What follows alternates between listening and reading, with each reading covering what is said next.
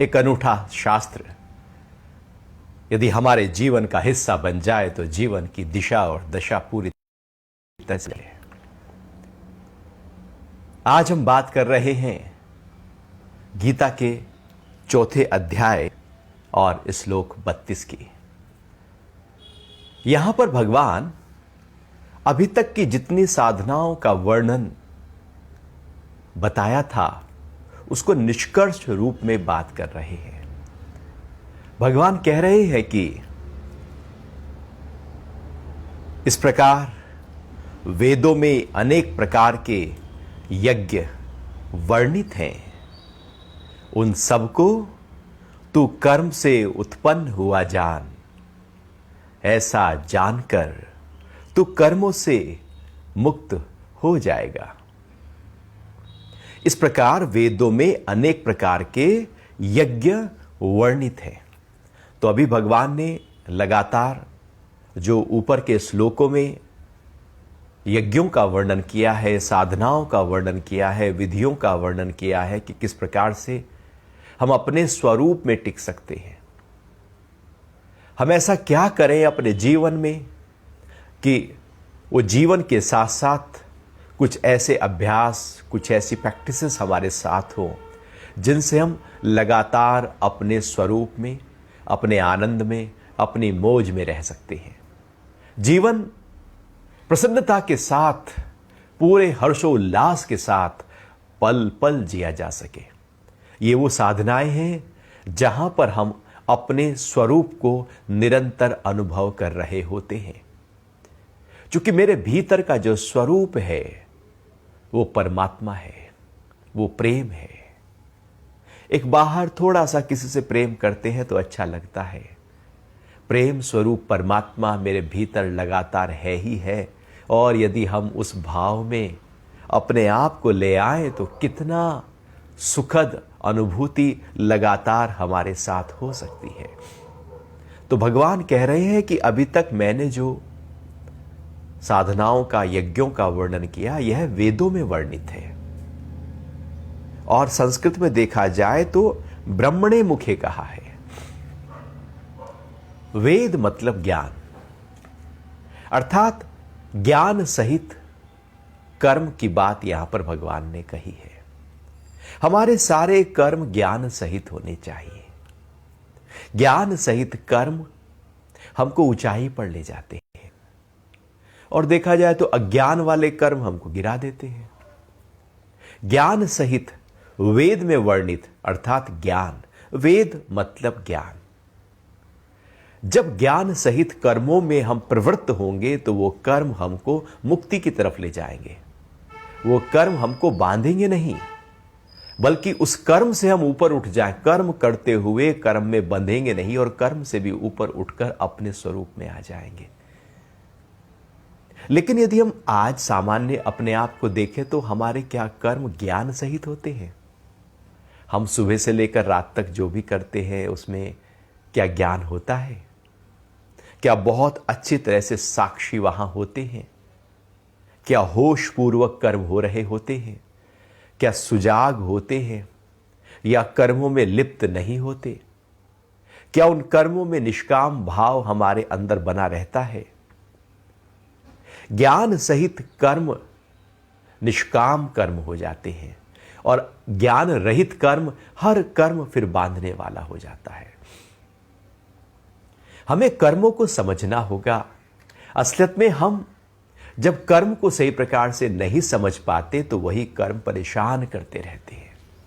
हम देखा देखी कर्म कर रहे हैं, दूसरा कर रहा है तो हम कर रहे हैं। तो जैसे उसने किया वैसे मैंने किया तो मेरा फिर ज्ञान कहां, मेरी बुद्धिमत्ता, मेरी समझदारी कहां? वो तो मैं भेड़ चाल हूं। जैसे भेड़ होती है ना, तो वो एक के पीछे दूसरी लगातार भागे जाएगी। यदि आगे वाली भेड़ कूद जाए, भेड़ों का झुंड चलता है, वो पेड़ ट्रेन के नीचे कूद जाए तो सारी भेड़ें जू के त्यों सारी कूदना शुरू कर देंगी। वो भेड़ चाल है।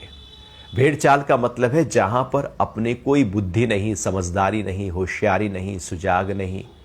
बस दूसरे ने कहा मैंने किया, दूसरे का देखा मैंने किया, दूसरे का सुना मैंने किया, दूसरे से हम प्रभावित हो जाते हैं। और जब दूसरे से प्रभावित होते हैं तो हम अज्ञानी होते हैं, और वो सारे कर्म अज्ञान के होते हैं। दूसरा कुछ कर रहा है, कहीं जा रहा है, जैसा जैसा दूसरा करे वैसा वैसा मैं करूं, तो फिर मैं कहां हूं? वो तो मैं दूसरे जैसा बनने की कोशिश कर रहा हूं, मैं तो कहीं हुई ही नहीं। यहां भगवान कह रहे हैं कि आपके कर्म आपकी एकदम समझदारी से हो, ज्ञान सहित होने चाहिए। और अभी तक भगवान ने जितने भी यज्ञों की बात कही वो सब भगवान ने कहा ज्ञान सहित है।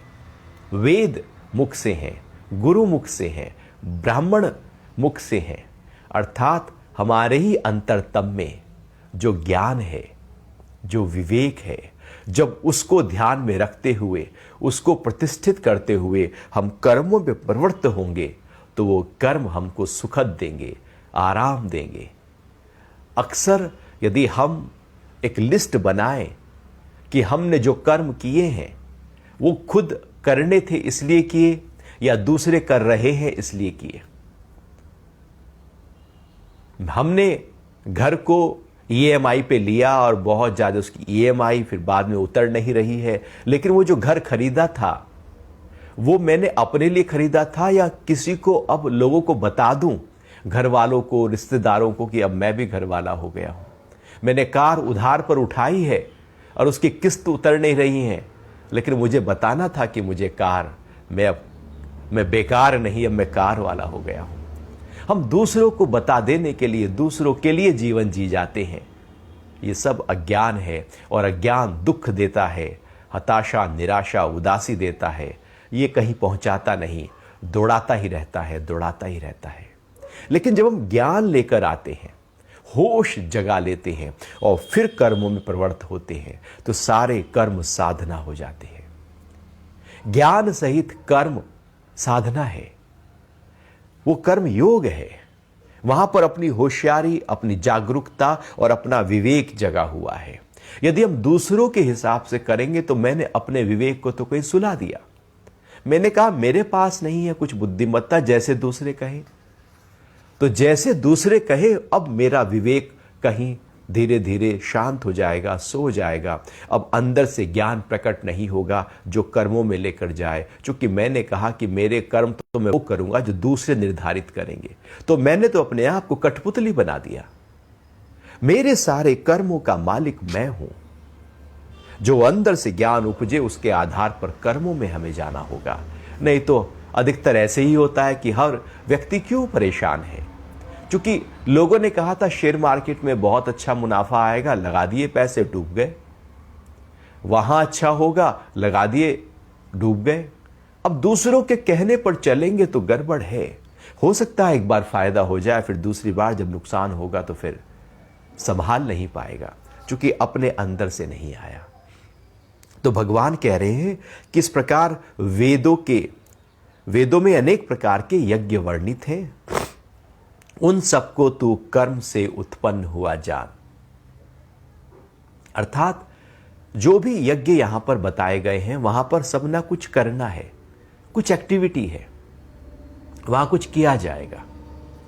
वो कर्म से अर्थात निष्काम कर्म योग से उत्पन्न हुआ जान। यहां पर कर्म का मतलब है निष्काम कर्म। ज्ञान सहित कर्म निष्काम कर्म होते हैं, ज्ञान रहित सकाम हो जाते हैं। तो ज्ञान सहित निष्काम कर्म होते हैं, और भगवान कह रहे हैं कि उन सब कर्मों को तू निष्काम कर्म जान। वो तुझे बांधेंगे नहीं, वो तो मुक्त कर देंगे। जैसे हमको अभी नई नई गाड़ी चलानी सीखी ही थी, और आपको किसी ऐसे जगह पर कहा जाए कि जहां बहुत भीड़ भड़ाका है, पूरी दीपावली की रौनक है, मार्केट में एकदम रश है, और वहां पर आप नई गाड़ी को लेकर निकले, तो आप साबुत वापस आ जाएं बिना स्क्रैच डाले, बड़ा मुश्किल होगा। आप डरते डरते, बचते बचते, यहां बचेंगे, वहां बचेंगे, यहां लगेगा, वहां लगेगा, किसी ना किसी रूप में वो टकराने की प्रक्रिया होगी, क्योंकि हम नौसिखिया हैं, क्योंकि हमारा रास्ता बड़ा ही कंटकाकीड़ है। लेकिन एक है कि एक अच्छा ड्राइवर है, चाहे वो भीड़ हो या वो हाईवे हो, तो वहां पर अपनी कार को बहुत ही आराम से लेकर जाएगा। वहां कहीं अटकेंगे नहीं, क्योंकि ज्ञान है, नॉलेज है, एक्सपीरियंस है। अब हमारा कर्म जो कार की ड्राइविंग है वो बहुत ही परफेक्शन के साथ होने वाला है, तो वो बांधेगा नहीं। लेकिन जब परफेक्शन नहीं तो बांध लेगा, ज्ञान नहीं तो बांध लेगा। तो निष्काम कर्म योग ऐसे ही है कि हम कर्म तो कर लेंगे, लेकिन कर्म का फल हमारा नहीं होगा, क्योंकि वो बांधेगा नहीं। तो भगवान कह रहे हैं कि ऐसा जानकर तू कर्मों से मुक्त हो जाएगा, क्योंकि कर्म का पता लग गया कैसे करने हैं, बात बन गई। अभी तो हमें पता ही नहीं है, बताओ ना आप, किसने सिखाया कि कैसे कर्म करो? क्या स्कूल में शिक्षा दी जाती है? क्या फिर धीरे धीरे जब ऊंची कक्षाओं में बच्चा जाता है कि वहां शिक्षा दी जाती है कि कर्म कैसे करने हैं जीवन में? हमें केवल सिखाया जाता है कि आपको धन कैसे कमाना है, उसकी यह शिक्षा है। केवल धन को आधारित रखते हुए जब कोई ज्ञान प्राप्त होगा तो वो तो बहुत ही एकदम संकीर्णता हो गई जीवन की, वो कोई जीवन थोड़ी है। पहली बात तो यह है कि मान लो धन आ भी गया और कर्म करना नहीं आया, तो फिर वो कर्म उलझा देगा हमको, तो हम उलझ जाएंगे। सिखाना है कर्म करने कैसे है, और यदि कर्म करने आ गए तो व्यक्ति हर जगह पर फिर आगे ही बढ़ जाएगा। तो कैसे कर्म करने हैं भगवान यहां सिखा रहे हैं।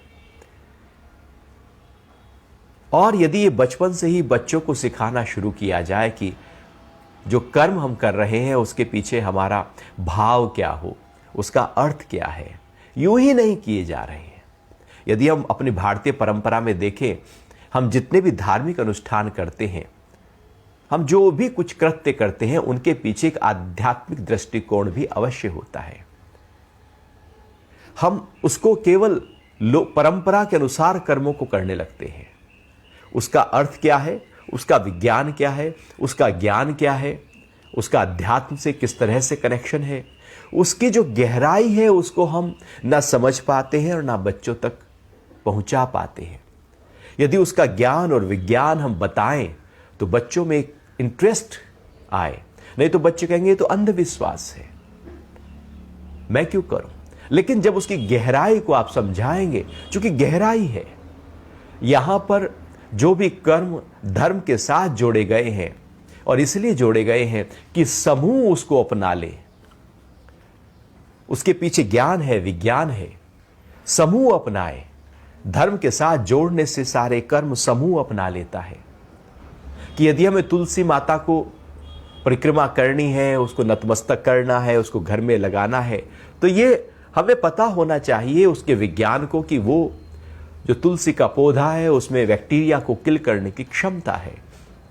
उसके पास में जाने से, उसका सेवन करने से, उसकी आराधना करने से किस प्रकार से उसके गुण हमारे ऊपर आते हैं। तो ऐसे ही हर जो भी कृत्य किया जा रहा है, कर्म किया जा रहा है, यदि उसके पीछे एक ज्ञान जुड़ जाए, विज्ञान जुड़ जाए, तो वो सारे कर्म जो है वो बांधेंगे नहीं, बल्कि वो कर्म तो मुक्ति की तरफ ले जाने वाले हो जाएंगे, वो सहायक हो जाएंगे मेरी जीवन यात्रा में। लेकिन हम तो ऐसे ही देखा देखी किए जाते हैं, वही बांध लेते हैं और कर्मों से मुक्त हो जाएगा, करते हुए मुक्त हो जाएगा, अन्यथा हम करते करते बंध जाते हैं।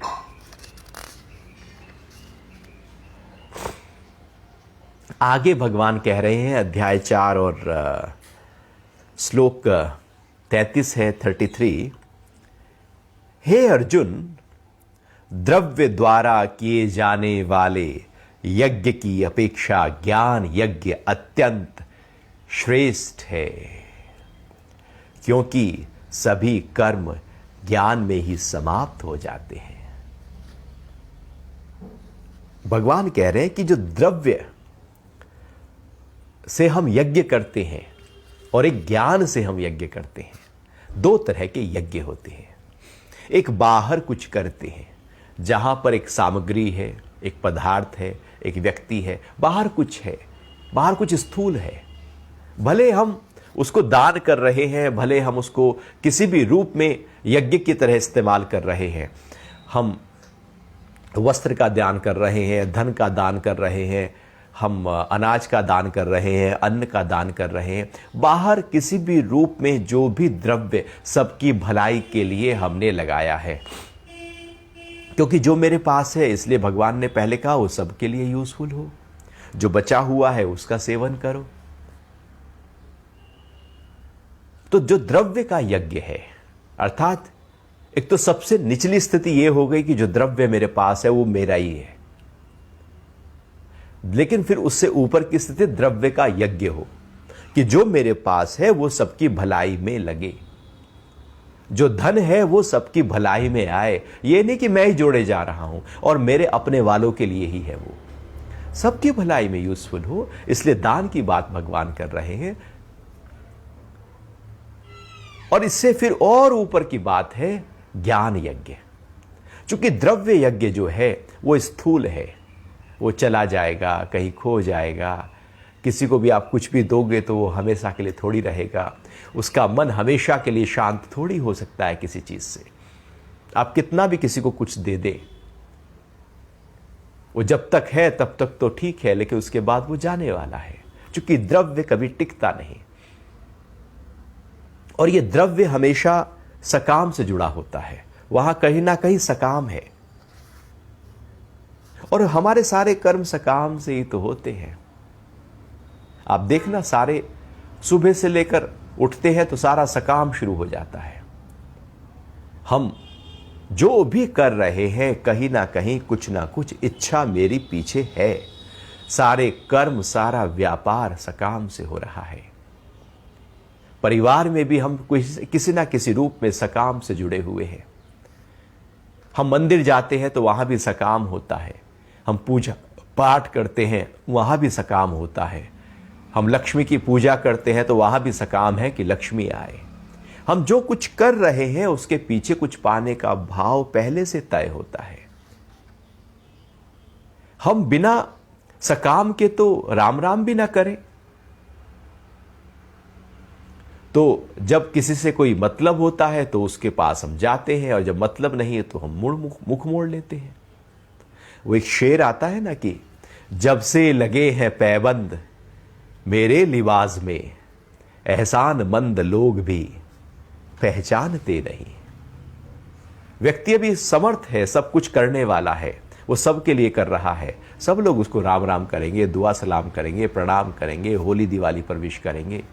लेकिन यदि वो अब कुछ सामर्थ वाला ना रहे, बिल्कुल ऐसे हो जाए, वो किसी के लिए कुछ करने वाला ना रहे, तो जिनके लिए हमने कुछ किया भी था वो भी हमसे मुख मोड़ लेते हैं, क्योंकि वहां सकाम जुड़ा हुआ है। यहां हर व्यक्ति सकाम के साथ ही जीवन को लेकर चल रहा है। जहां सकाम सिद्ध है, जहां इच्छा पूर्ति है वो मेरा है, और जहां मेरी इच्छा पूर्ति हो नहीं रही है उससे मेरा क्या लेना देना। सकाम के आधार पर जिया गया जीवन दुख की तरफ लेकर जाता है, और सारे द्रव्य किसी ना किसी रूप में सकाम, चूंकि वहां द्रव्य यज्ञ करेंगे तो वहां भी किसी ना किसी रूप में छोटे स्तर पर, सूक्ष्म स्तर पर सकाम जगा होगा। और एक ये याद जगी होगी।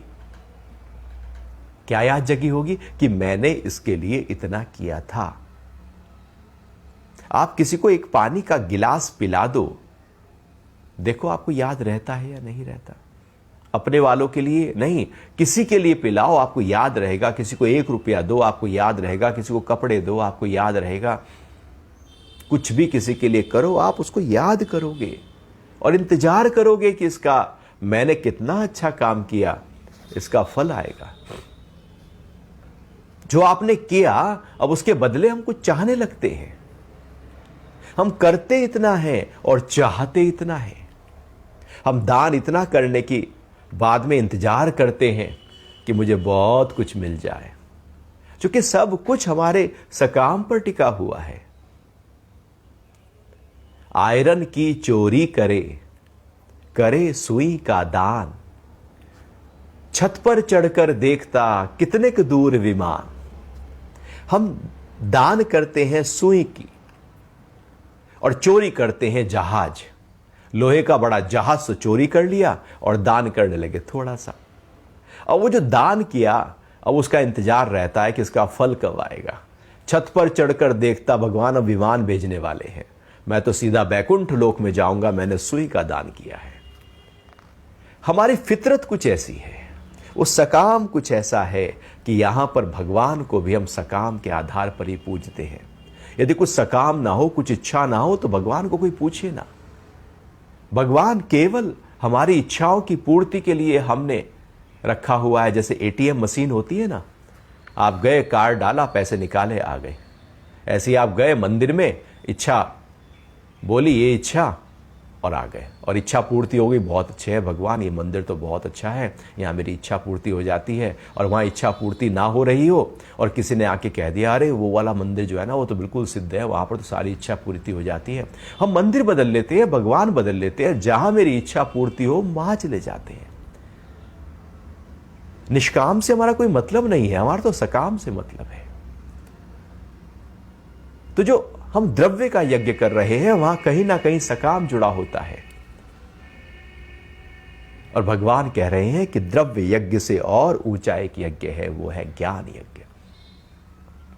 ज्ञान यज्ञ का मतलब है कि सबसे पहले ज्ञान में प्रतिष्ठित हो जाओ, ज्ञान में टिक जाओ, ज्ञान को आत्मसात करो, ज्ञान को पी जाओ, ज्ञान में उतर जाओ, ज्ञान ही हो जाओ।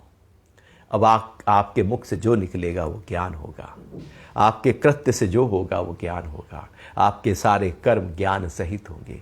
एक भी कर्म बिना ज्ञान के हो नहीं सकता जब आप ज्ञान में हैं।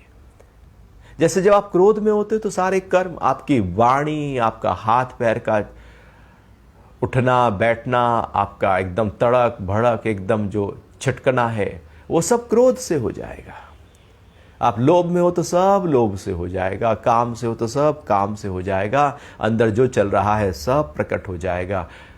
ज्ञान यज्ञ में हमारे अंदर केवल ज्ञान होता है तो हमारी वाणी से ज्ञान निकलता है और सामने वाले को हम केवल ज्ञान देते हैं, क्योंकि ज्ञान ही निकल रहा है।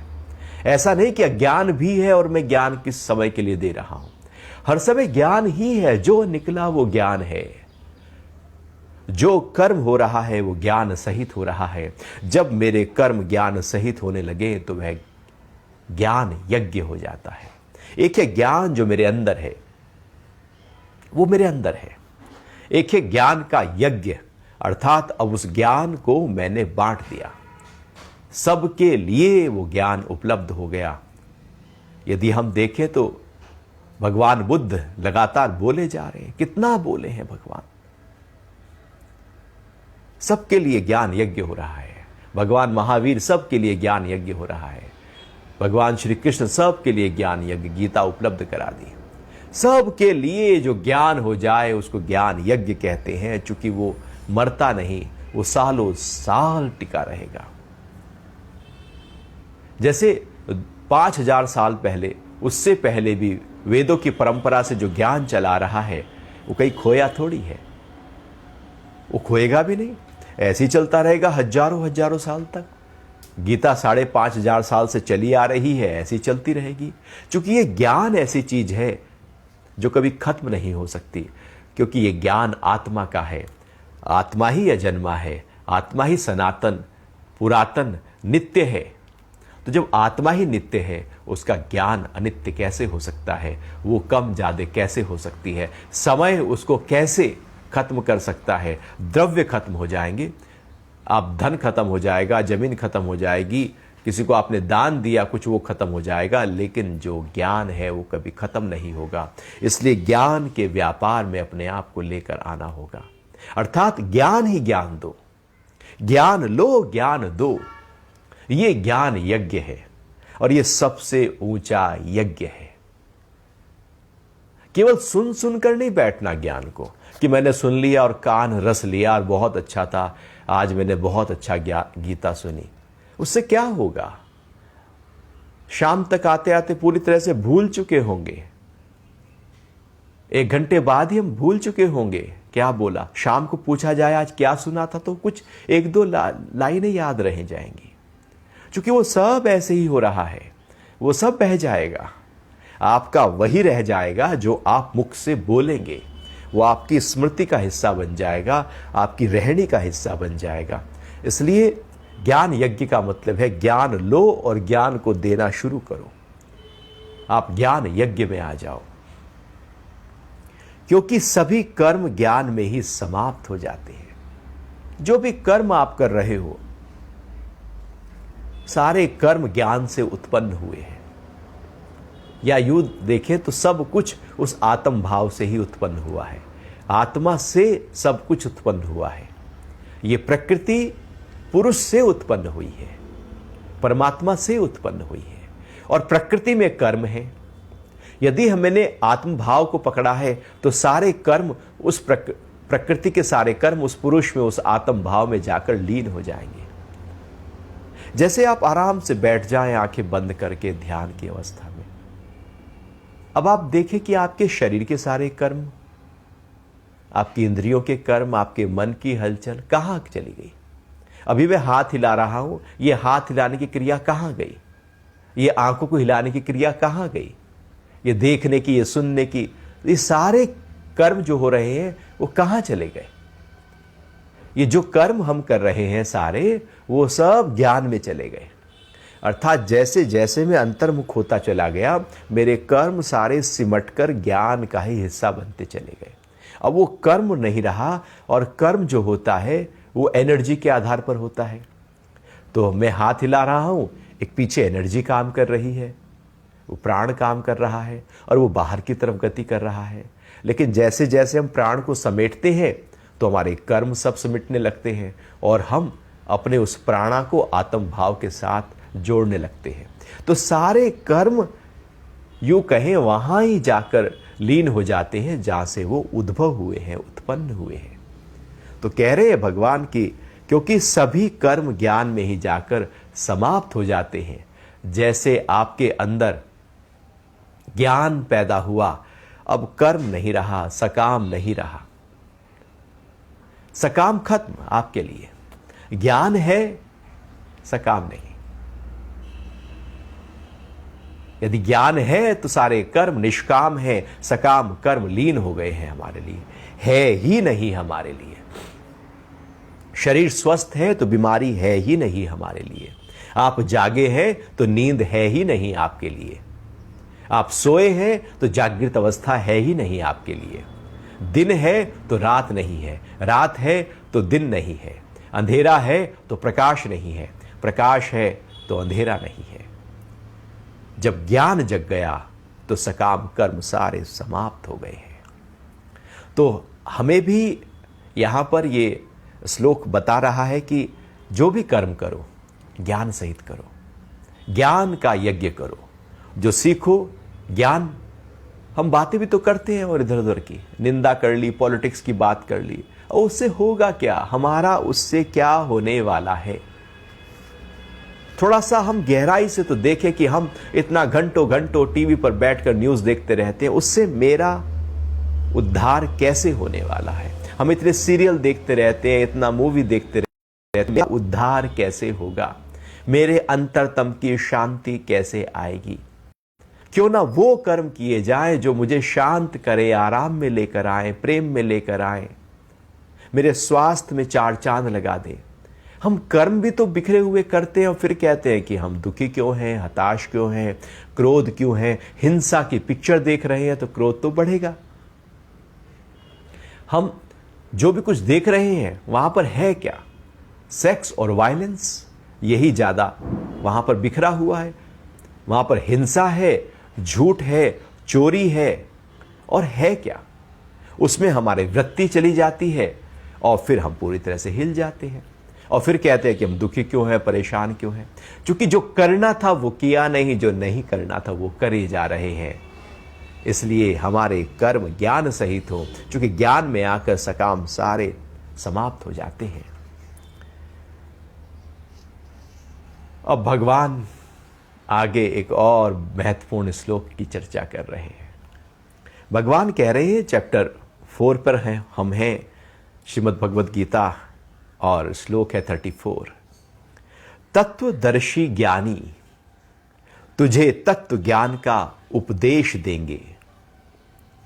उनके पास जाकर उनको दंडवत प्रणाम कर, उनसे सरलता पूर्वक प्रश्न कर और उनके वचनों का सेवन कर।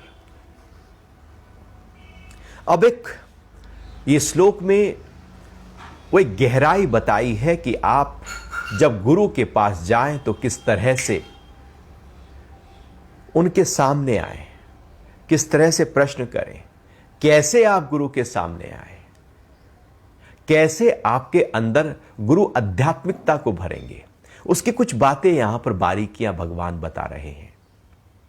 यदि हमारा पात्र तैयार नहीं है तो गुरु भी ऊपर ऊपर की बातें करके आपको इधर उधर बहला देगा।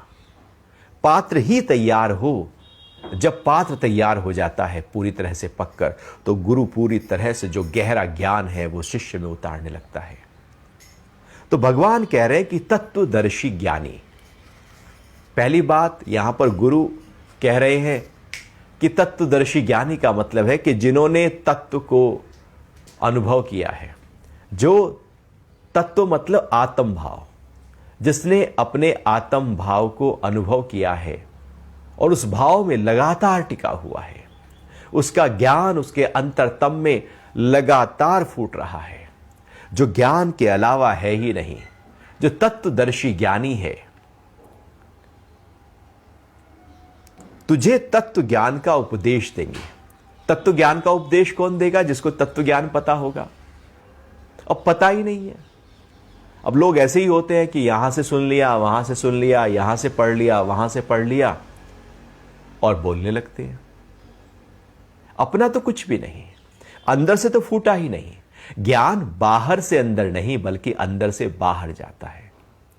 यह बाहर शास्त्रों से इकट्ठा करने की चीज नहीं है, यह बाहर से सुनकर इकट्ठा करने की चीज नहीं है, बल्कि हम जो ज्ञान का आदान प्रदान कर रहे हैं उससे मेरे भीतर का ज्ञान जग जाता है। यह बाहर से अंदर नहीं आता, बल्कि वो शब्द, वो वचन, वो वाणी जो मेरा ही रूप है, जैसे ही वो वचन, वो शब्द उस अंतरतम में जाते हैं, वो अंदर का जो ज्ञान है वो जाग जाता है। तो तत्वदर्शी ज्ञानी तुझको तत्व का उपदेश देंगे। तो पहली बात है कि ऐसा ज्ञानी चाहिए जिसके अंदर से ज्ञान फूट रहा हो। ऐसा नहीं कि जो पढ़ पढ़ा कर बैठा है, तो तत्वदर्शी है ही नहीं, वो एक शिक्षक है। शिक्षक और गुरु में अंतर यही होता है। शिक्षक शिक्षा दे रहा है बाहर की, गुरु ज्ञान दे रहा है आत्मा का। गुरु अर्थात जो अंधकार से प्रकाश की तरफ ले जाए, जो अज्ञान से ज्ञान की तरफ ले जाए, जो मृत्यु से अमरता की तरफ ले जाए, वही गुरु है। जो देह अध्यास से आत्म भाव की तरफ ले जाए, वही गुरु है। जो मुझे आत्मा का अनुभव करा दे, वही गुरु है। तो जब ऐसा गुरु देखें तो यहां भगवान कह रहे हैं कि वही तुझको ज्ञान देंगे। और तू क्या कर? फिर तू उनके पास जाकर उनको दंडवत प्रणाम कर। अब ये एक महत्वपूर्ण बात है। दंडवत प्रणाम का मतलब है पूरी तरह से नतमस्तक हो जाना, समर्पित हो जाना, समर्पण का भाव अंदर जग जाना। अहंकार नहीं। गुरु अहंकार को कोई तवज्जो देता ही नहीं। आप अहंकार की बातें करते रहो, वो सुनते रहेंगे, सुनते रहेंगे। वो पता है कि अहंकार से बोले जा रहे हैं, वहां पर ज्ञान का गै भी नहीं जाएगा। सबसे पहले समर्पण हो जाना, अहंकार को पूरी तरह से नीचे। जब हम गुरु के चरणों में, इष्ट के चरणों में, देवता के चरणों में, मंदिर में अपने शीश को नवाते हैं, झुकाते हैं, तो शीश को झुकाने का मतलब है कि अब मैं नहीं, तू ही तू है। अब मेरा कोई अहंकार नहीं, मेरा कोई वजूद नहीं, मेरा कुछ नहीं, सब मैंने समर्पित कर दिया है तुझको। ये शीश को झुकाने की प्रक्रिया है, जहां पर अहंकार पूरी तरह से अर्थ होकर एकदम डिसॉल्व हो जाता है। हम तभी तो झुकते हैं। अगर अहंकार खड़ा हो तो हम कैसे झुकेंगे? अहंकार तो झुकने ही नहीं देगा। और बहुत सारे लोग ऐसे होते हैं, वो झुकना ही पसंद नहीं करते। इसलिए अपने को इतना बड़ा मत समझो कि कोई आशीर्वाद देने वाला भी ना बचे। कुछ अहंकार में व्यक्ति अपने को ही बड़ा समझने लगता है और कहता है सबसे बड़ा मैं हूं, तो वो झुक ही नहीं पाता। झुके तो अहंकार प्रेम में बदले। तो गुरु के सामने जब जाए तो पूरी तरह से दंडवत हो जाना, झुक जाना, उल्टी कर देना। ऐसा नहीं कि कहीं से ज्ञान सीखा और गुरु से जाकर आप उस ज्ञान के बारे में चर्चा कर रहे, वहां तो ऐसा सीखा था, वहां तो ऐसा पढ़ा था। आपने उल्टी तो करी नहीं। जैसे गुरु के पास आते हैं तो चप्पल को बाहर उतार कर आते हैं, ऐसे ही मन को, विकारों को, बुद्धि को और अहंकार को बाहर उतार कर आना चाहिए। उनके पास पूरी तरह से कोरे होकर जाओ।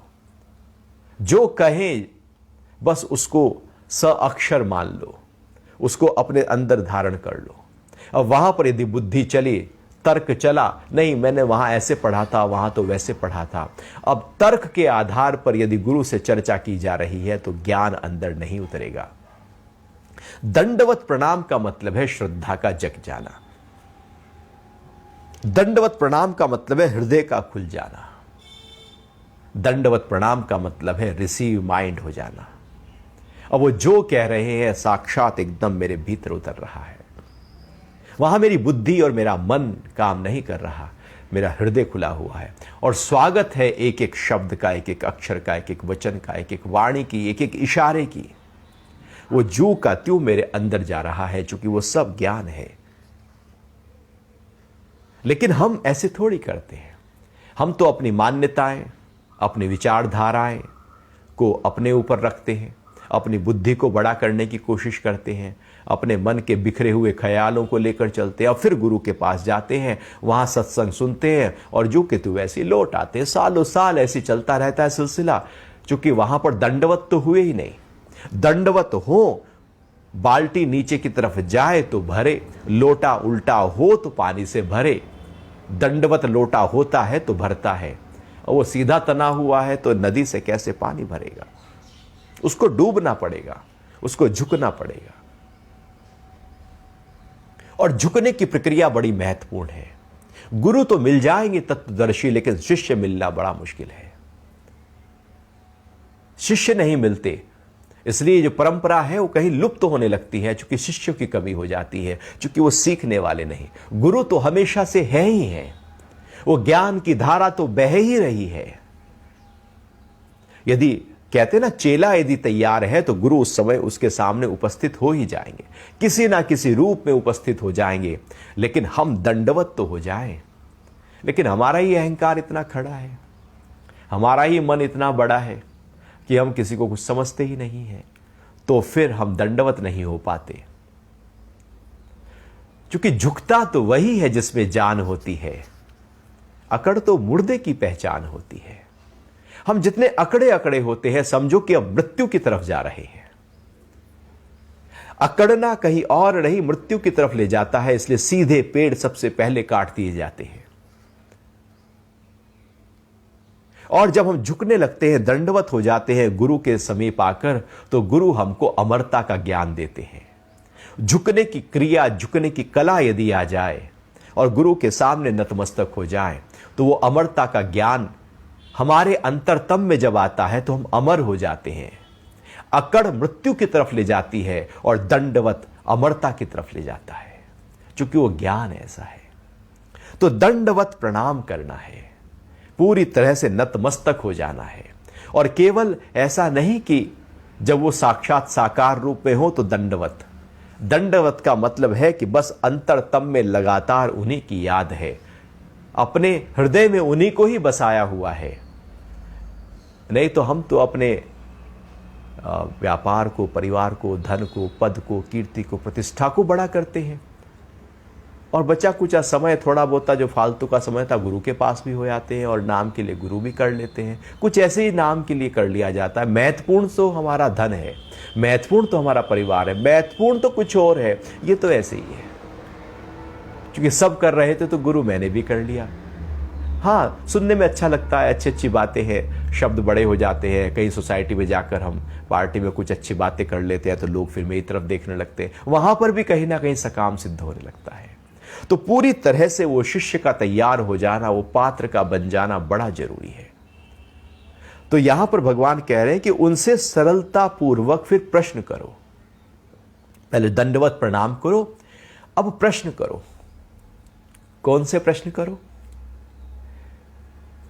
केवल और केवल प्रश्न की जो प्रक्रिया है वो अष्टावक्र गीता में बताई है कि गुरु से प्रश्न करने कौन से हैं, ज्ञान कैसे हो, ज्ञान के प्रश्न होने चाहिए, आत्मा के प्रश्न होने चाहिए, कैसे मुक्ति कैसे हो, दूसरा प्रश्न मुक्ति के आधार पर प्रश्न होने चाहिए, और तीसरा वैराग्य कैसे हो, वीतराग कैसे हो जाए, संसार से उठ कैसे जाए। ये तीन तरह के प्रश्न ही गुरु से हो सकते हैं, ज्ञान, मुक्ति और वैराग्य। और यदि देखा जाए तो इनको छोड़कर हम सब प्रश्न करते हैं, इनको छोड़कर सारी समस्याओं को सुलझाने में गुरु को उलझा देते हैं कि ये भी सुलझाओ वो भी सुलझाओ। बस इन तीनों को बात ना करना, उनको छोड़ दिया जाता है जिसलिए गुरु हैं, और जिसके लिए नहीं है उनको हम फिर गुरु को कंसल्टेंट बना लेते हैं। क्योंकि गुरु के अंदर जीवन के हर पहलू के समस्याओं के समाधान छुपे हुए हैं। उनसे जो प्रश्न करेंगे, परिवार का, व्यापार का, वो सब उसका आंसर करते जाएंगे, क्योंकि अंदर से उस स्रोत से जुड़े हुए हैं। लेकिन हम प्रश्न कर कौन से रहे हैं, ये शिष्य के ऊपर निर्भर करता है। गुरु तो आप जैसा बोलेंगे उससे वैसा आंसर आएगा। तो गुरु मिला है, सौभाग्य होता है, इसलिए क्यों ना गुरु से ज्ञान के, मुक्ति के और वैराग्य के प्रश्न हो। तो भगवान कह रहे हैं उनसे सरलता पूर्वक, बिल्कुल सरल भाव से जो प्रश्न आएगा वो ज्ञान, मुक्ति और वैराग्य का ही होगा। कौतूहल नहीं, पूछना था इसलिए नहीं, दूसरे ने पूछा तो मुझे भी कुछ पूछना है सभा में खड़े होकर इसलिए नहीं। अंदर से जिज्ञासा फूटनी चाहिए, और वो जिज्ञासा ऐसी हो कि उसके बिना मैं रह नहीं सकता। ये प्रश्न ऐसा फूट रहा है अंदर से कि जब तक इसका आंसर ना मिल जाए मैं रह नहीं सकता। जैसे विवेकानंद के अंदर फूटा था कि कैसे परमात्मा है या नहीं, फूटा था वो आंसर। वो जगह जगह जाकर गुरुओं से मिलकर पूछ रहे थे, है नहीं है। तो वो जब पिपासा अंदर जग जाए, जैसे खूब प्यास लगी हो और पानी की तलाश जगी हो, भूख लगी हो और भोजन की तलाश जगी हो, ठंड लगी हो रिजाई की तलाश जगी हो, नींद आई हो तो बिस्तर की तलाश जगी हो, ऐसी तलाश हमारे प्रश्नों की जब हो जाए अंदर से, तब वैसे प्रश्न गुरु से करें।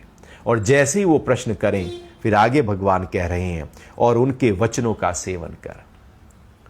फिर जब आपने प्रश्न किए, अब गुरु कुछ वचन देंगे, कुछ वाणी देंगे, कुछ आंसर करेंगे, कुछ बोलेंगे। अब उनको एज इट इज स्वीकार कर लेना, उन पे चलना शुरू कर देना। ऐसा नहीं कि आज भी वही प्रश्न, कल भी वही प्रश्न, परसों भी वही प्रश्न, 10 साल हो गए सेम प्रश्न, 20 साल हो गए सेम प्रश्न, मृत्यु के कगार पर है सेम प्रश्न। हर बार गुरु ने उत्तर दिया, लेकिन उत्तर तो अंदर गया ही नहीं, मेरा प्रश्न ही खड़ा रह गया। मेरे प्रश्न ही खड़े रह जाते हैं, उत्तर तो हम अंदर धारण करते ही नहीं है। जबकि उत्तर का मतलब है जब प्रश्न ही डिसॉल्व हो जाए उसको उत्तर कहते हैं। लेकिन यदि अहंकार से किया गया था प्रश्न, विकारों से किया गया तो डिसॉल्व कैसे होगा। श्रद्धा से किया जाए, सरलता से किया जाए तो उसी समय डिसॉल्व है। फिर जो गुरु ने कहा बस उसको अपने अंतरतम में धारण करो और उसकी प्रैक्टिस करो। हम गुरु के नजदीक जाना चाहते हैं, गुरु ने जो कहा उसकी प्रैक्टिस कम करना चाहते हैं। गुरु के नजदीक कम जाएं, गुरु ने जो कहा उसकी प्रैक्टिस लंबे समय तक करें। हम बहुत उल्टा करने लगते हैं। हम सोचते हैं कि गुरु के जितना नजदीक जाएंगे उतना ज्यादा ज्ञान मेरे पास हो जाएगा। ऐसा नहीं होता। गुरु के वचनों को सेवन नहीं किया तो ज्ञान नहीं जाएगा अंदर। जो उनकी वाणी है वो जब तक प्रतिष्ठित ना हो जाए, ज्ञान अंदर नहीं उतर सकता। शरीर के नजदीक नहीं बल्कि वचनों के नजदीक, वाणी के नजदीक होने चाहिए हम। शिष्य का मतलब है जो गुरु की वाणी से पूरी तरह से कनेक्ट है वो शिष्य है। जो शरीर से कनेक्ट है वो शिष्य नहीं।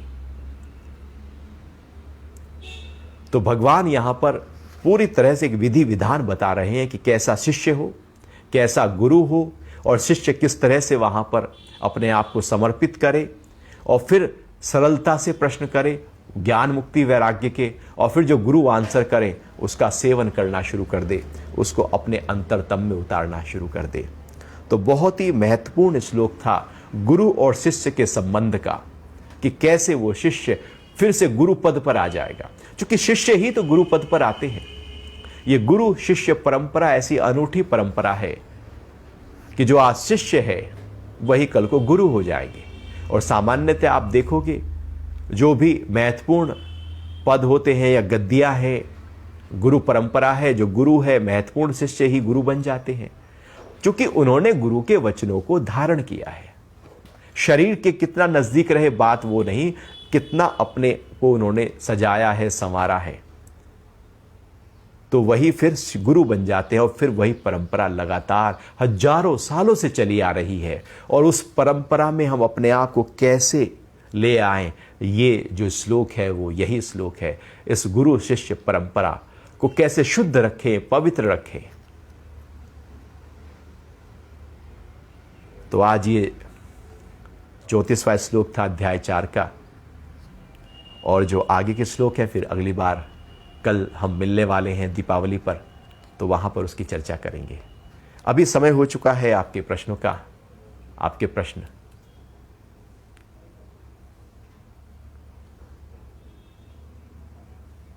हरिओम हरिओम।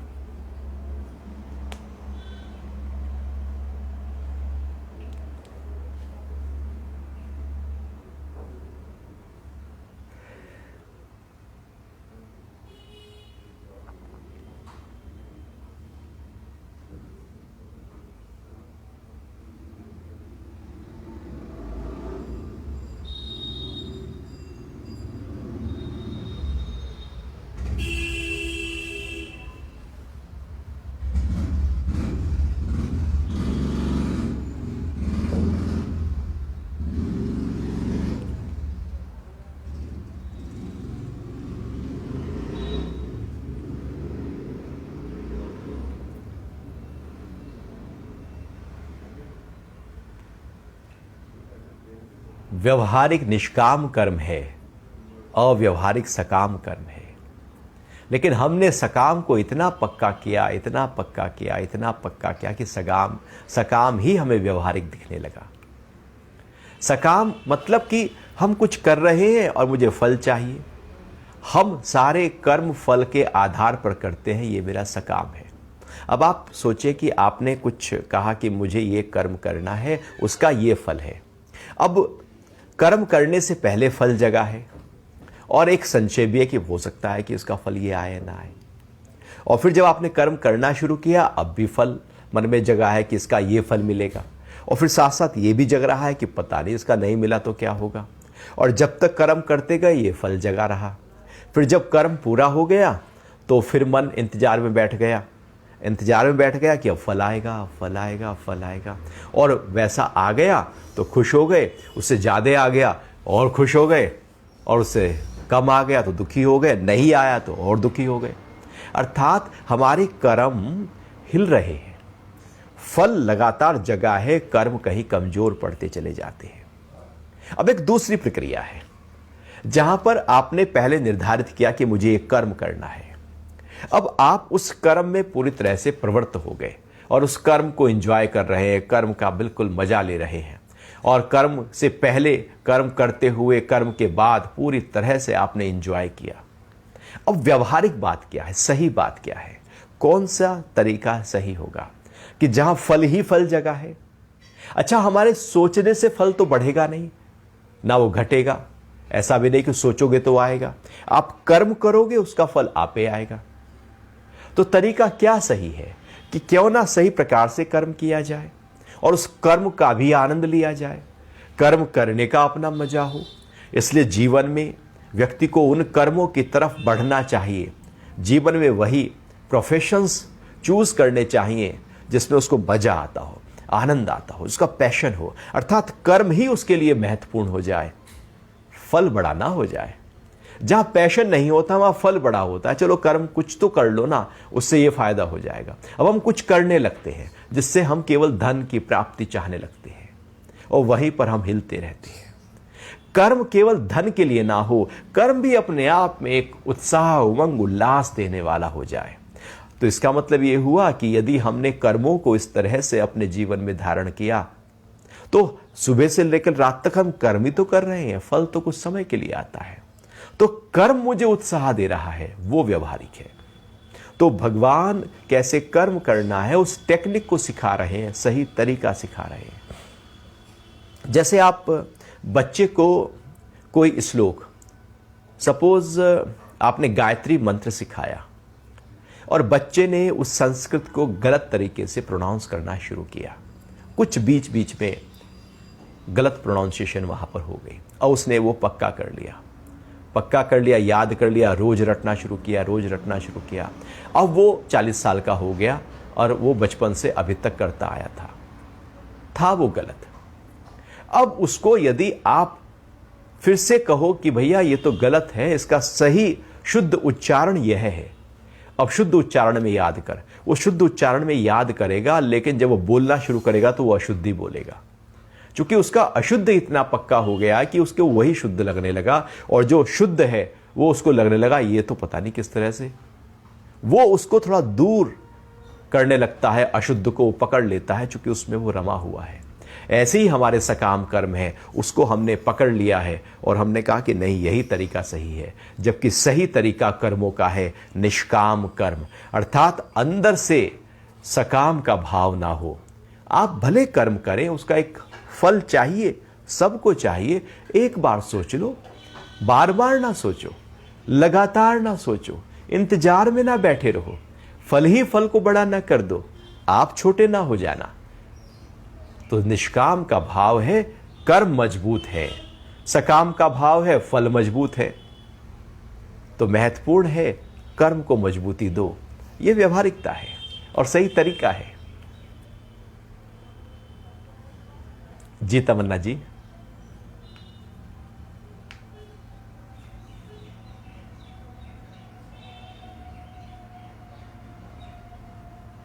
जी, दूसरा प्रश्न लेते हैं।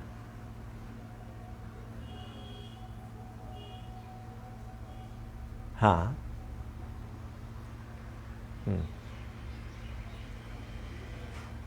नहीं, तत्वदर्शी गुरु जैसा कहा है, तो तत्वदर्शी गुरु तो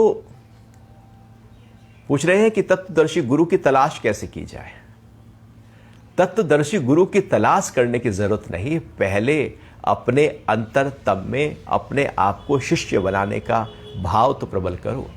हम शिष्य बनना नहीं चाहते, हम गुरु की तलाश करने लगते हैं। आप शिष्य बन जाओ, गुरु तो है ही है।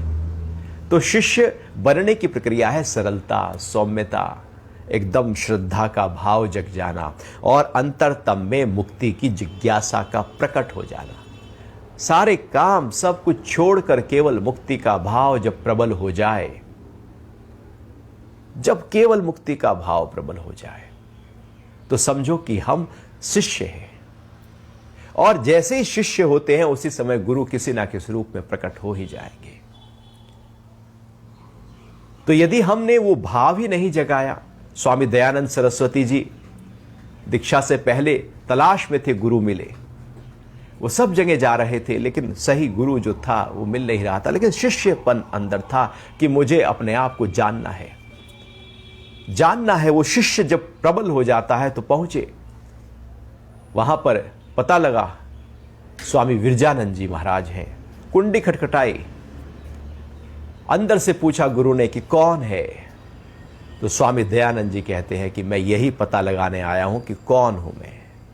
तो गुरु समझ गए कि शिष्य है, क्योंकि पूछ रहा है कौन हूं मैं। तो कुंडी खोली, दरवाजा खोला और शिष्य बनाया। तो यदि हम शिष्य बनने को तैयार हैं तो तत्वदर्शी गुरु सामने है ही है, लेकिन हम बनना नहीं चाहते और गुरु की तलाश जारी है, और फिर कहते कि वो गुरु कहां है। चूंकि हम शिष्य ही नहीं हैं तो वो गुरु भी नहीं, लेकिन यदि हम शिष्य बन जाएं तो गुरु सामने प्रकट है ही है। ऐसा हो ही नहीं सकता कि हमारे अंदर श्रद्धा जगी हो और श्रद्धा को सिंचन करने वाला सामने ना हो। परमात्मा किसी ना किसी रूप में प्रकट कर देंगे। जी, अगला प्रश्न लेते हैं।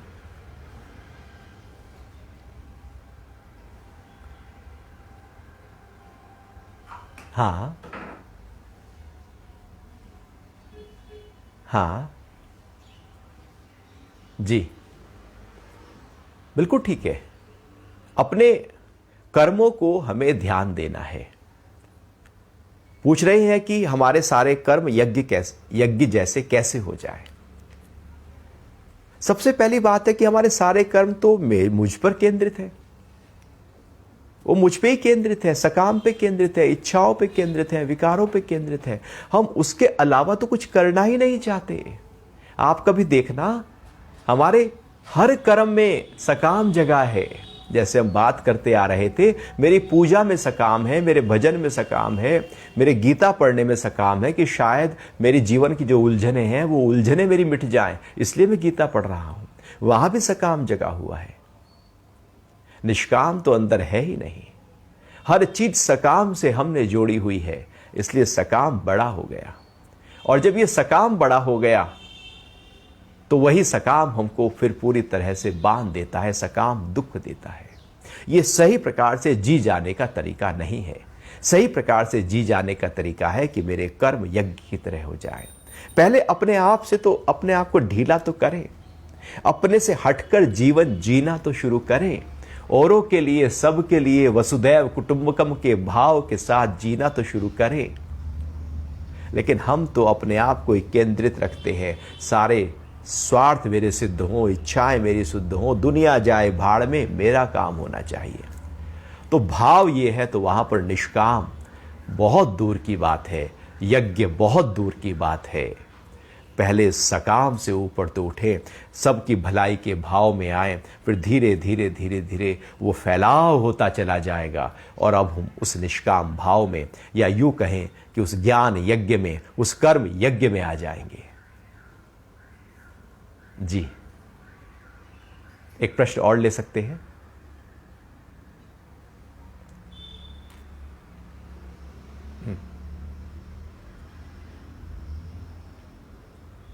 प्रसन्न कैसे रहे? अब प्रसन्नता भी दो तरह की चलती है हमारे साथ साथ। एक प्रसन्नता है ऊपर ऊपर की, किसी ने चुटकुला सुनाया, कोई देख लिया हमने कॉमेडी सीरियल, कोई मूवी, और किसी ने हम कुछ बोला और हम प्रसन्न हो गए, और फिर हमारी प्रसन्नता कहीं खो गई। ये प्रसन्नता ये बाहर की है, ये आएगी जाएगी, ये हमारा कुछ अंदर से भला नहीं कर पाएगी। प्रसन्नता और मुस्कुराहट तो मेरे अंदर से फूटनी चाहिए बाहर की तरफ। मेरी प्रसन्नता भीतर से हो, मेरी प्रसन्नता बाहर से भीतर ना जाए। मेरी प्रसन्नता तो भीतर से बाहर की तरफ प्रकट होनी चाहिए। और हम अक्सर झूठी मुस्कुराहट के साथ ही जीवन को जी जाते हैं। अंदर तो दुख चल रहा है और बाहर मुस्कुरा रहे हैं।